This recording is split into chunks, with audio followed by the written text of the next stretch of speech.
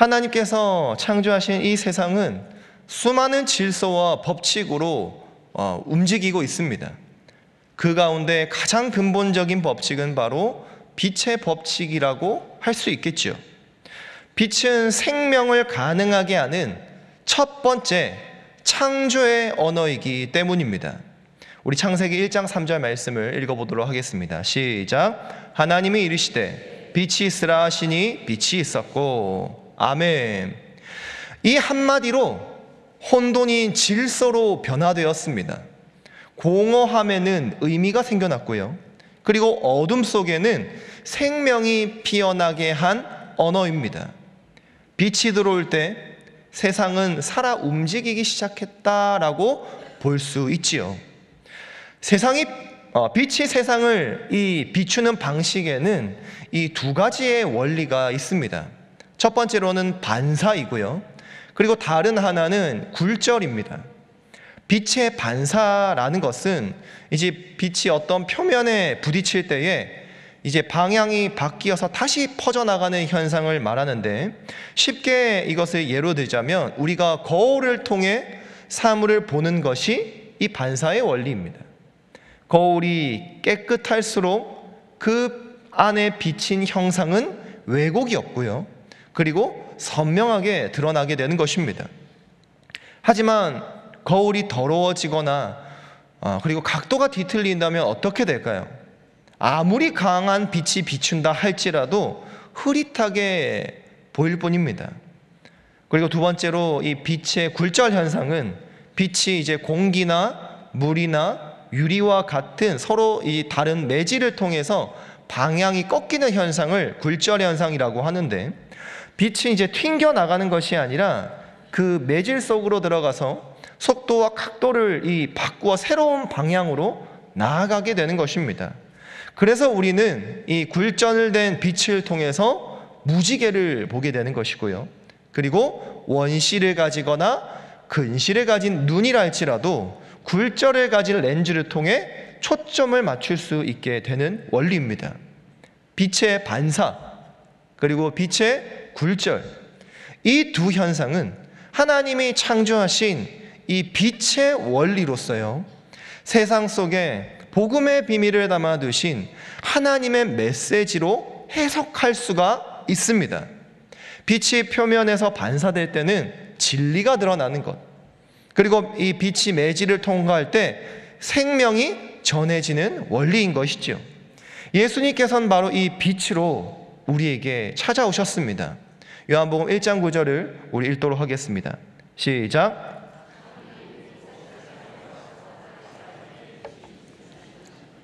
아멘. 우리 주님은 하늘의 영광을 버리시고 죄와 고통의 이 세상 속으로 들어와 주셨습니다. 우리 주님의 생명은 십자가에 부딪혀 반사되셨고, 그리고 그 빛은 부활의 영광으로 세상 끝날까지 퍼져나가게 될 줄로 믿습니다. 그리고 그 빛의 사명을 그 시대의 제자들과 그리고 오늘날을 살아가는 우리들에게까지 이어져 내려오고 있습니다. 예수님께서는 우리를 세상의 빛으로 부르셨지만 우리는 이 빛의 근원이 아니기 때문에 스스로 빛을 낼 수 있는 존재는 사실 아닙니다. 그러나 우리가 늘 참 빛이신 예수님 품 안에 거하고 예수의 영, 성령으로 충만해질 때 그 빛을 반사하고 굴절시켜서 빛을 비추는 도시로, 빛을 비추는 몸된 교회로, 빛을 비추는 킹덤 패밀리로 세워지게 될 수 있는 줄로 믿습니다. 따라서 우리가 이 그리스도의 삶에는 두 가지 방향성을 가지고 있다라고 볼 수가 있겠는데요. 첫 번째는 반사의 사람입니다. 깨끗하고 정결한 마음으로 예수 그리스도의 성품을 그대로 반사시켜주는, 비추는 사람, 말과 행동을 통해 그리스도의 인격이 선명히 드러나는 사람이 이와 같은 사람이다라고 볼 수 있습니다. 두 번째로는 굴절의 사람이라고 볼 수가 있겠죠.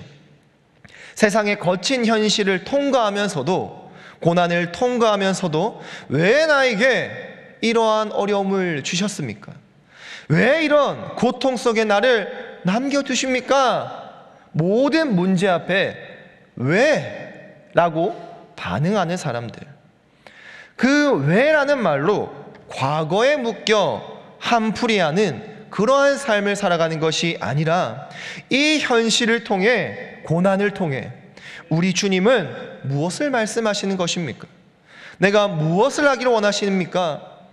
내일을 고민하며 기도하는 삶을 사는 사람, 복음의 빛이 왜곡되지 않도록 전할 수 있는 삶을 살아가는 사람이 이와 같은 사람이다라고 볼 수 있습니다. 고난 속에서도 사랑을 흘려보내며 상처의 틈 사이에 하나님의 은혜를 비추는 그 사람, 이 두 길이 바로 우리가 부름받은 생활 선교사의 정체성인 줄로 믿습니다. 우리는 스스로 빛을 내는 존재가 아니다라고 말씀드렸지요. 우리는 예수 그리스도의 빛을 받아서 세상 속으로 반사시키고 삶의 현실을 통과하며 굴절시켜내는 존재인 줄로 믿습니다. 사랑하는 성도 여러분, 오늘 말씀을 통해 하나님께서 우리를 각자 빛을 반사시키는 성도, 빛을 굴절시키는 성도, 빛을 이 땅 가운데 비추는 성도로 세우신 이유를 오늘 말씀을 통해 우리가 함께 알아보고자 합니다. 오늘 말씀은 산 위에 있는 빛을 비추는 도시라는 제목으로 하나님의 말씀과 은혜를 나누고자 합니다. 우리는 어떻게 해야 예수 그리스도의 빛을 반사시키고 굴절시켜 산 위에 있는 빛을 비추는 도시로 생활 선교사로 살아갈 수가 있을까요? 첫 번째로는요, 반사, 생각을 정렬시켜야 합니다. 우리 본문 말씀 5장 14절의 말씀을 함께 읽도록 하겠습니다. 시작. 너희는 세상의 빛이라. 산 위에 숨겨지지 못할 것이요. 아멘. 빛이 반사되려면 반드시 조건이 따라옵니다. 빛이 아무 곳에나 부딪힌다고 해서 모두가 다 반사가 되는 것은 아니지요. 빛이 제대로 반사되려면, 반사시키려면 표면이 평평하고 방향이 정확하게 정렬되어 있어야 합니다. 거울이 비스듬히 서 있으면 그 안의 형상은 왜곡된 모습으로 보이죠. 사람을 거울로 왜곡된 각도로만 비춰도 눈이 과하게 큰 사람, 턱이 과하게 갸름한 사람, 비율이 바뀌게 되는 것이죠. 방향이 정확하게 정렬되어야 올바른 형상을 비출 수 있게 되는 것입니다. 하지만 빛의 방향이 곱게 막혀진다면 이 빛은 가장 아름답게 반사되어 주변을 밝힐 수도 있게 되지요. 우리의 신앙도 이와 같다라고 볼 수가 있습니다. 하나님의 진리는 완전한 줄로 믿습니다. 하나님의 계획은 오차가 없으시고 실수가 없으신 우리 주님이심을 믿습니다. 그러나 실수하는 것은 언제나 잘못된 각도로 비춰지는 우리의 모습입니다. 하나님의 진리는 완성되었고 완전하고 완벽하지만 우리의 생각이 기울여져 있으면 그 진리가 왜곡되어 비춰버리게 되는 것이지요. 예수님은 제자들에게 이렇게 말씀하십니다. 너희는 세상의 빛이다 라고 말씀하시죠. 이 말씀은 너희가 빛이 되어야 해 라는 명령이 아니라 이미 너희 안에 빛이 있다라는 선포의 말씀인 것이죠. 주 예수 그리스도를 믿는 그 영접의 순간 그분의 생명과 진리가 우리 안에 이미 비추어졌다라는 것입니다. 그러나 문제는 무엇이냐면 빛이 있느냐 빛이 없느냐가 아니라 그 빛이 지금 어디로 향하고 있느냐인 것이죠. 빛을 받은 사람이라도 우리의 생각의 방향이 육신의 정욕, 안목의 정욕을 향해 틀어져 있다면 그리스도의 빛은 반사되지 못한 채 사라져버리고 말 것입니다. 예수님의 말씀하신 산 위에 있는 동네, 이 동네는 높은 위치를 의미하는 것이 아니라 높은 시선을 의미하는 것입니다. 산 아래에 있는 사람은 그 사람의 시야 안에 보이는 그 것만 볼 수 있게 되죠. 나에게 이익이 되는가? 나에게 명예로운 일일까? 내 불안감을 떨쳐주는가? 나의 결핍을 충족시켜주는가? 늘 산 아래의 사고는 현실의 무게에 갇혀 있게 됩니다. 하지만 산 위에 있는 사람은 다르지요. 더 멀리 보는 사람입니다. 왜냐하면 시야가 더 트이기 때문이죠. 육안에 보이지 않는 하나님을 신뢰할 수 있고 하늘의 시선으로 세상을 해석하는 사람들이 바로 산 위에 있는 사람들인 줄로 믿습니다. 우리 시편 119편 105절 말씀을 함께 읽겠습니다. 시작. 주의 말씀은 아멘. 하나님의 말씀은 산 아래의 어둠을 비추는 등불인 줄로 믿습니다. 우리의 이 정체성인 생활 선교사는 그 말씀의 빛으로 가정과 일터와 세상의 길을 분별하며 걸어가는 사람들을 의미합니다. 세상은 말하죠. 성공은 너가 만드는 것이야. 내가 만드는 것이야. 네가 생각하는 것이 정답이야 라고 말합니다. 하지만 우리 빛이신 예수님께서는 말씀을 통해 우리에게 이렇게 가르치시죠. 성공은 나에게 맡긴 믿음의 결과야. 또 세상은 말하죠. 지금이 중요해. 지금 당장 중요해. 그러나 하나님의 빛은 이와 같이 말씀하십니다. 영원한 것이 더 중요해. 할렐루야. 이처럼 우리의 생각이 말씀의 각도에 정렬될 때 우리의 인생은 어둠 속에서 흔들리지 않게 되고 하나님의 영광을 반사하는 산 위의 빛이 되는 줄로 믿습니다. 우리의 생활 선교사, 이 정체성은 먼저 생각을 정렬시키는 사람입니다. 기도와 묵상은 그 정렬의 시간이지요. 우리가 기도하는 그 순간이 세상의 소음을 멈추게 하고 중심의 방향을 다시 하나님 쪽으로 돌리게 하는 시간입니다. 그 시간이 쌓일수록 우리의 생각은 하나님의 중심으로 곧게 서고 우리의 시선은 영원한 것을 향하게 될 것입니다. 그래서 예수님은 산 위에 있는 동네는 숨겨질 수 없다라고 하시지요. 빛은 감출 수가 없는 것입니다. 빛이 있는데 드러나지 않는다? 그것은 과연 빛의 문제일까요? 빛의 문제가 아니라 반사의 문제이죠. 우리의 생각이 세상과 타협하게 된다면 그로 인해 빛은 약해지고 우리의 신앙은 흐려지게 될 것입니다.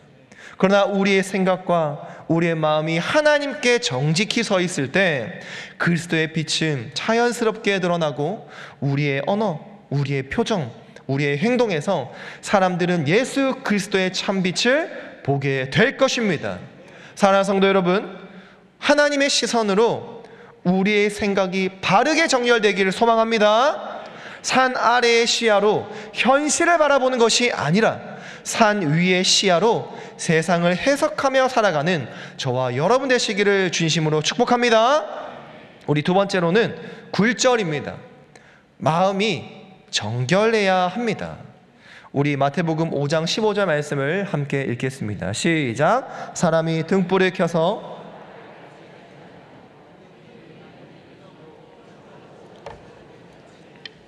비치느니라. 아멘. 빛은 그저 반사만 된다면 그 빛은 표면에 머무르게 될 것입니다.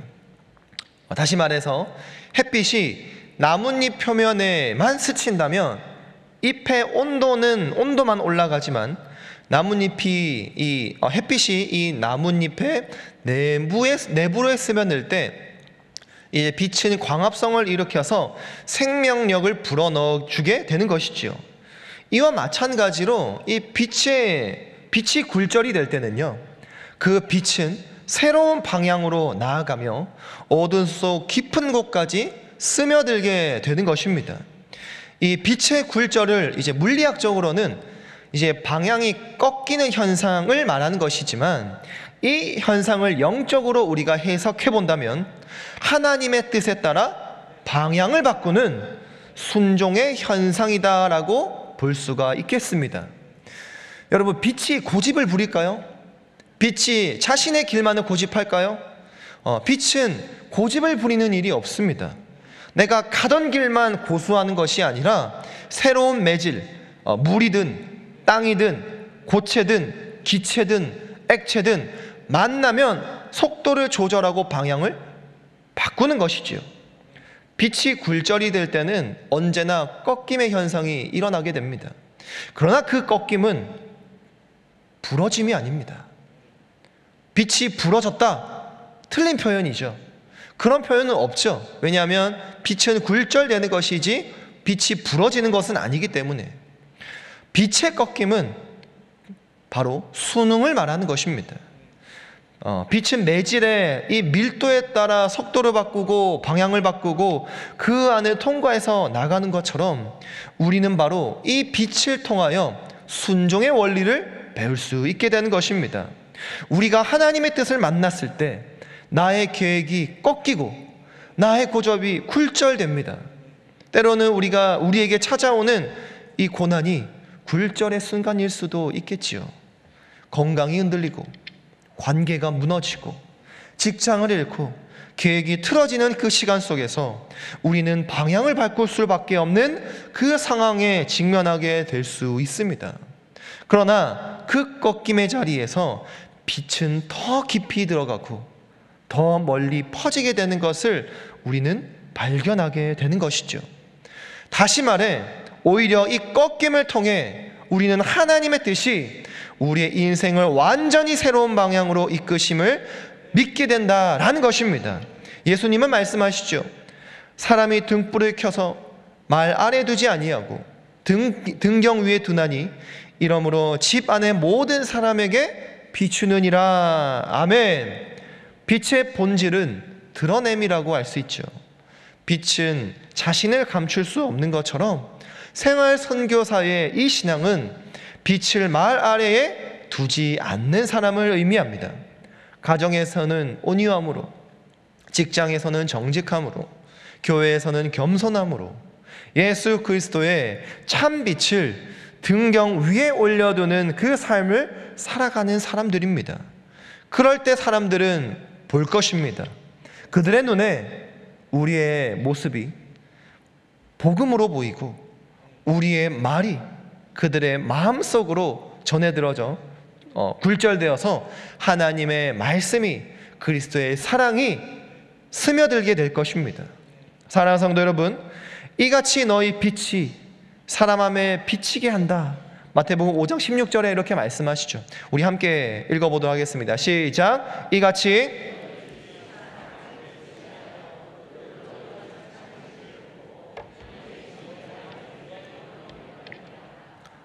아멘. 여기에서 예수님이 말씀하신 이 착한 행실을 이 원어적으로 나이스한 행동을 말하는 것이 아니라 예수님의 사랑과 희생이 내 삶의 방식으로 나타나는 것, 인간적인 선의가 아닌 자기 부인의 사랑을 통해 그 드러나는 하나님의 선을 세상 속에 드러내는 것을 의미하고 있습니다. 여러분, 복음은 들려지는 만큼 이 복음이 우리의 생활로 보여져야 하는 것입니다. 보이는 복음으로 살아가는 저와 여러분 될 수 있기를 주님의 이름으로 축복합니다. 마지막으로 세 번째는 영접입니다. 빛의 근원으로 돌아가는 삶을 살아가야 하지요. 우리 요한복음 1장 9절과 12절 말씀을 우리 함께 읽겠습니다. 시작. 참 빛 곧 세상에 와서 각 사람에게 비추는 빛이 있었나니 영접하는 자 곧 그 이름을 믿는 자들에게는 하나님의 자녀가 되는 권세를 주셨으니. 아멘. 여기서 12절 이 영접하다라는 것은 이제 받아들인다라는 단순한 표현이 아니라 내 삶의 중심으로 모신다라는 것. 즉 우리의 인생의 주관자가 나에서 주님으로 옮겨졌다라는 것을 의미하고 있습니다. 그리스도를 내 마음의 중심으로 모실 때 그 빛은 우리의 생각과 우리의 감정과 삶의 방향까지 새롭게 비추게 되는 것입니다. 빛이 머리에만 머물러 있으면 지식이 되지만 이 빛이 가슴으로 들어오게 되면 변화를 일으켜 우리의 삶으로 이어지게 되는 것입니다. 그렇기 때문에 우리 주님을 내 마음의 구세주로 영접한 사람은 어둠에 눌리지 않고 어둠 속에서도 빛을 비추는 사람으로 살아갈 수 있게 되는 것입니다. 빛에는 여러분들 근원이 있죠. 햇빛이 쨍쨍해서 따가운 아침, 바닷가 주변에 있는 카페의 창문을 보고 눈이 부셨던 경험은 누구나 다 한 번쯤 가지고 계실 것입니다. 이때 창문을 봤을 때 우리가 눈이 부셨던 이유는 창문 스스로 빛을 내서가 아닌 태양빛이 반사됐기 때문에 우리 눈이 부실 수 있는 것이지요. 카페 창문에 비친 이 눈부신 빛이 태양빛에서 나오듯 우리의 신앙의 빛도 참 빛이신 예수 그리스도로부터 흘러나오는 것입니다. 그리스도인의 삶은 스스로 빛을 내는 인생이 아니라 내 안에 계신 예수 그리스도의 빛을 받아서 반사시키고 굴절시키는 삶이 참된 그리스도인의 삶, 그리고 삶 가운데 복음을 드러내는 생활 선교사의 삶인 줄로 믿습니다. 사랑하는 성도 여러분, 마지막 결론입니다.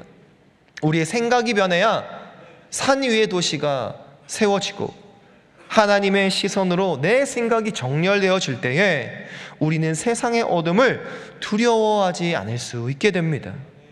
빛은 방향이 정렬될 때 반사시키고 마음이 깨끗할 때 굴절되며 근원에 연결될 때 꺼지지 않는 것입니다. 이것이 생활 선교사의 삶의 원리인 줄로 믿습니다. 우리가 예수 그리스도의 빛을 받아 그 빛을 반사시켜 사랑으로 굴절시켜 우리의 마을을, 도시를 킹덤 시티로 세워가는 그러한 사명을 넉넉히 감당할 수 있길 축복합니다. 이번 한 주간 우리의 삶의 자리가 하나님이 비추시는 산 위의 도시가 되시길 축복합니다. 우리의 생각이 말씀의 각도에 정렬되어 빛의 방향을 바로잡고 마음이 성령의 손길에 굴절되어 사랑으로 훈련하며 예수님께 붙어있는 삶을 통해 세상을 환히 비추는 도시로 세워지시기를, 저와 여러분 되시기를 주님의 이름으로 간절히 축복합니다.